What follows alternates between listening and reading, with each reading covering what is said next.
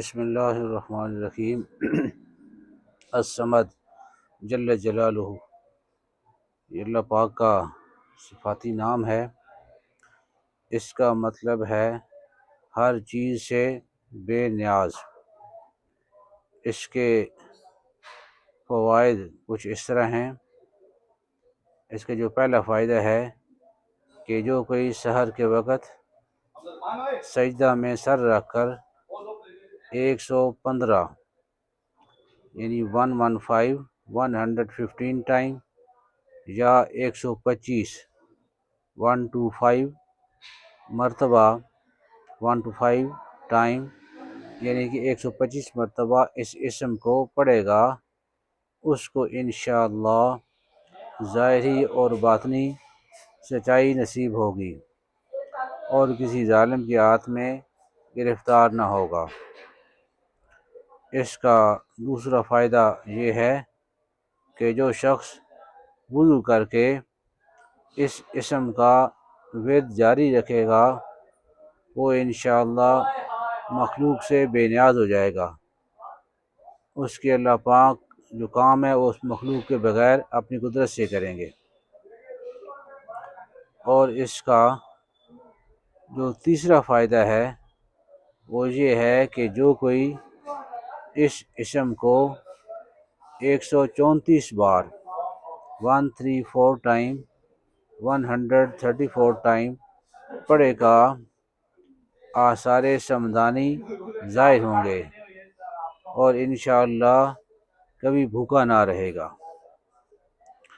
اور اس کا جو چوتھا فائدہ ہے وہ یہ ہے کہ جو کوئی اس اسم کو بے کثرت پڑھے گا یعنی زیادہ پڑھے گا، اور علماء فرماتے ہیں کہ 300 دفعہ جو ہے نا وہاں سے کثرت شروع ہوتی ہے، جو آدمی 300 یا اس سے زیادہ پڑھے گا اس کی مشکلیں آسان ہوں گی۔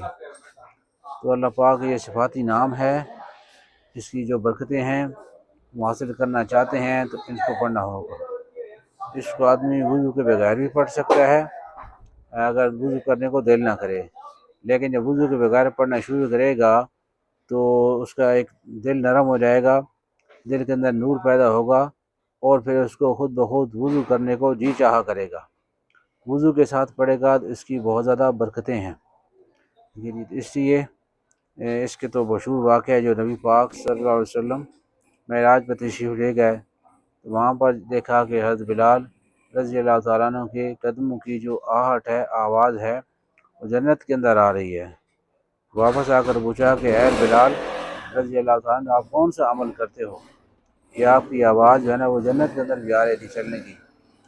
تو انہوں نے عرض کیا کہ یا رسول اللہ صلی اللہ علیہ وآلہ وسلم، جب میرا وضو ٹوٹ جاتا ہے تو وضو کر لیتا ہوں اور وضو کے نوافل پڑھ لیتا ہوں۔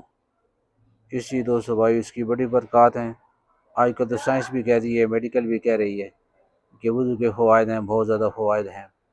اصل میں ہمیں تو وضو اس وجہ سے کرنا ہے کہ اللہ کے نبی صلی اللہ علیہ وآلہ وسلم نے ہمیں بتایا ہے، سنت ہے، وضو جو ہے نماز کی کنجی ہے اور نماز جنت کی کنجی ہے۔ وضو ٹھیک ہوگا تو نماز صحیح ہوگی، نماز صحیح ہوگی تو اعمال بھی ٹھیک ہوں گے۔ تو اس لیے جو پہلا فرض ہے نماز کے اندر جسم کا پاک ہونا، وہ ہم جسم کو پاک کرتے ہیں کہ نہائے ہوئی نہیں ہے، نہا لیتے ہیں، اچھے کپڑے پہن لیتے ہیں، تو اس کے ساتھ یہ بھی ضروری ہے کہ جو سورس آف انکم ہے، آمدنی کا ذریعہ ہے، یعنی جس آمدن سے، جس پیسے سے خون بنا وہ پیسہ حلال کا تھا تو پھر تو بہت اچھی بات ہے، نہیں تو بڑے خطرے کی بات ہے۔ اسی آمدن پر بھی غور کرنا چاہیے کہ میری آمدن جو ہے نا حلال ہے، حلال آمدنی ہونی چاہیے، اس کے علاوہ چارہ کار نہیں ہے۔ ایک صحابی رضی اللہ عنہ نے عرض کیا یا رسول اللہ مجھے بتا میری دعا قبول ہو، تو آپ نے فرمایا اس کا مفہوم یہ ہے کہ حلال رزق کما، تیری ہر دعا قبول ہوگی۔ رزق حلال بھی بہت ضروری ہے۔ بہت شکریہ جی، اللہ پاک آپ لوگوں کو دنیا آخرت کی کامیابی عطا فرمائے۔ بہت شکریہ، جزاکم اللہ خیرا۔